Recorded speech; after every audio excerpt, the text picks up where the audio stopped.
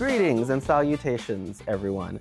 I am going to talk to you about the Midea Side-by-Side refrigerator. Midea, for people who don't know, it's a Chinese brand. They're one of the largest appliance producers in the world. I think actually the largest.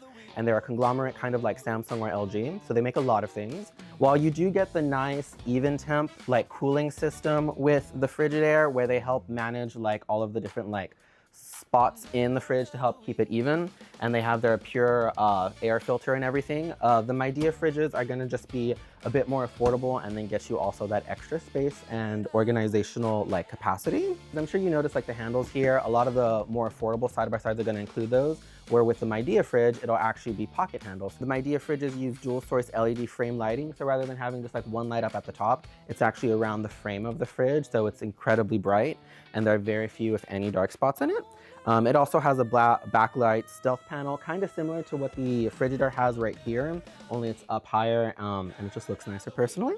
So it's good to pick the Midea if you want something that's like affordable, that'll last you a while, not break down in like just a couple years, that won't break the bank, and then get you that extra space in the freezer that you're really looking for.